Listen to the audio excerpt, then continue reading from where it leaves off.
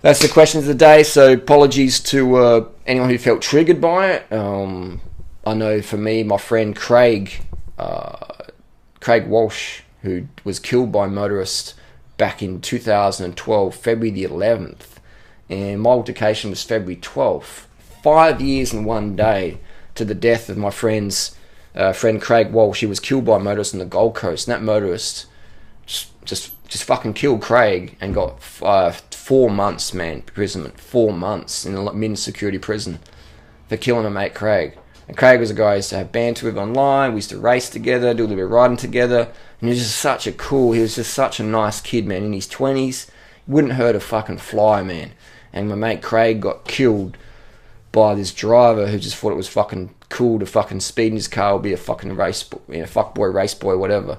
Boy racer, So, and he got 4 months prison, man. 2 years loss of license. And my mate got fucking killed. So when people say, Harley, you overreacted, man, I don't overreact, man. This dude could have fucking killed me, could have killed my friends behind me before the camera was on. So before you type your comments, understand that's what triggered me. And I can't promise anyone it's not going to happen again, man, because hopefully Australian motorists learn. Hopefully motorists all around the world learn that not every cyclist is a fucking pansy. Not every cyclist is a fucking pussy. Some cyclist is going to stand up to your bullying bullshit. And they might not be as nice as me. They might just go straight in to start kicking their fuck car doors and stuff. Now, I don't condone that. I'm not saying do that. I'm just saying, some people aren't as controlled as I am. Some people just totally lose their shit and they'll do crazy stuff they regret. And I'm not condoning it. I'm just saying.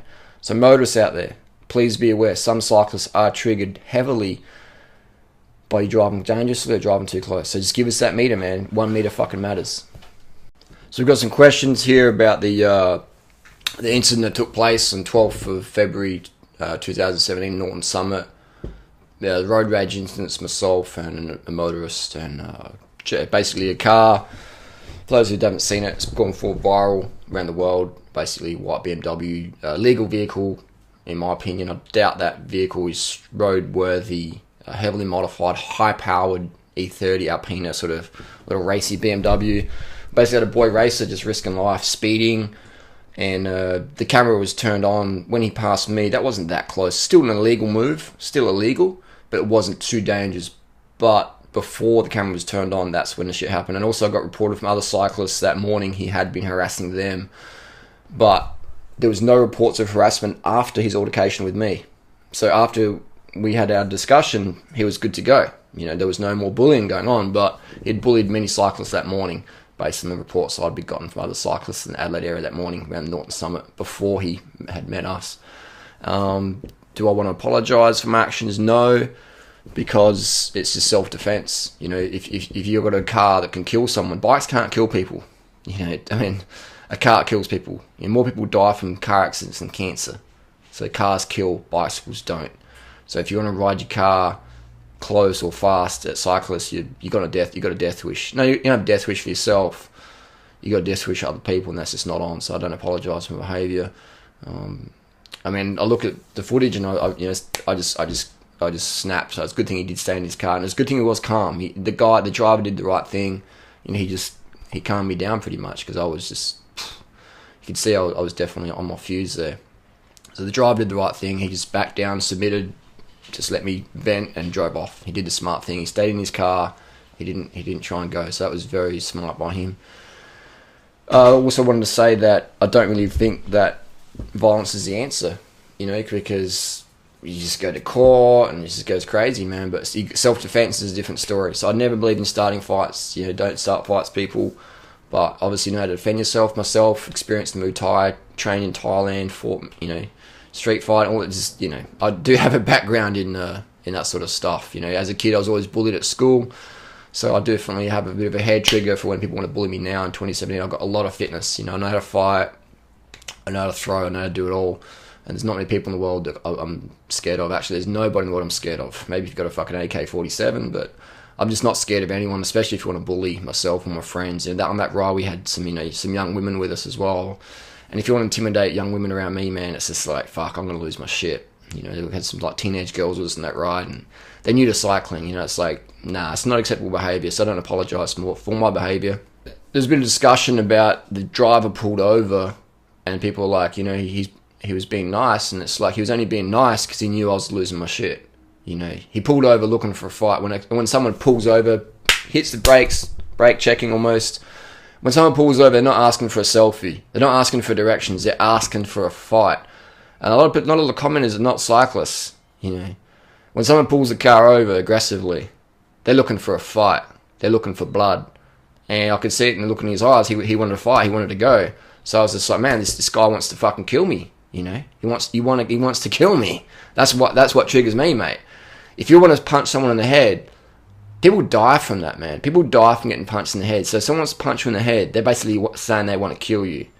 So many people die from headshots, man. Never ever punch someone in the head, man. You can fucking kill them. It's a self-defense move. It's not the first method of attack, or whatever you want to call it. It's just not on, man. You can't punch people in the face, man. When someone's trying to punch you in the face, they are trying to kill you. So you need to defend yourself. A lot of people say just keep riding. Man, this dude is a bully. Bullies don't respond to rational discussion being nice. Bullies only respond to being dominated. You have to dominate a bully. In all my years of being bullied, never anyone smaller than me ever bullied me. It's always people bigger or heavier that always bullied me in high school, etc. And even still today, there's a few people out there who want to bully me, but they're always, you know, heavier or whatever. But I'm not scared of anyone. I'm not scared of anybody out there. So if people want to bring it, bring it. People know where to find me in Adelaide. I'm a fucking public figure. People know where I'm at. Not scared of anybody.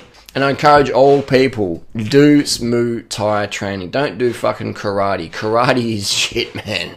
You want to do Muay Thai. If you're not wearing a mouth guard and a headpiece and getting knocked out, you ain't training. You are not training, man. You want to be getting knocked the fuck out in the ring. Train with people 50, 80 kilos heavier than you and get fucking smashed. That's the only way you're going to learn self-defense. All this, I did karate for years, and it's just all like you're pulling your punches and that. That doesn't do shit, man. That just makes money for some fucking karate teacher. I mean, it's better than nothing, but really, you know, you need full contact. You need chipped teeth. I mean, always train for mouth guard. I didn't train for mouth guard for a while there, but man, always train for mouth guard and headgear as well. But you got to be getting hit, man. You got to be getting fucking knocked into the ground. You got to be getting kneed. You got to click shins. You got to fucking have pain.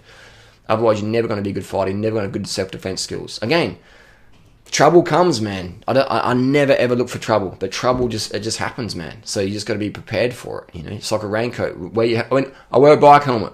I never want to crash, man. But sometimes crashes happen. I never want to fight people, but sometimes people come at you, man. And you have to defend yourself and your friends against bullies. I remember last year I did it. There was on YouTube. This guy punched me on the face off, knocked me off my bike. Just a coward's punch. I had my head down. He just boom, just knocked me off my bike. Just boom, bust up my teeth, hit my nose. That's still going to court. That's the bully though. That person, he just did a runner. You know, he'd never been in the scene ever again. Just totally did a runner. Totally did a runner. So again, bullies will attack you when you're looking down or when they think you're vulnerable.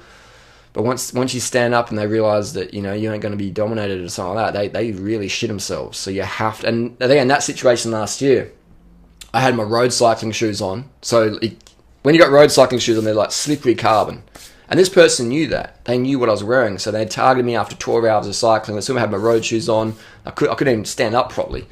You know, couldn't even defend myself. So lucky my friend was there. And they used violence essentially to break up the fight to protect me. So it's a good thing, because if my friend wasn't there, this bully would have just kept going and going and going, because I couldn't defend myself. I was sort of slightly concussed and couldn't even stand up properly in my slippery carbon shoes on a steep slope rather. So you always got to understand, the bullies look for prey. They always look for prey. They're not expecting a fight. They're not expecting you to stand up for yourself. So when you stand up for yourself and you've got skills, that really changes the mindset of the bully. So you always got to learn self-defense. I never recommend starting a fight. I always recommend avoiding a fight. But you have to stand your ground, man. You have to defend yourself and you have to defend your friends, and you do whatever means necessary. But always remember, things can go to court. So don't do anything dumb. Don't be a hero.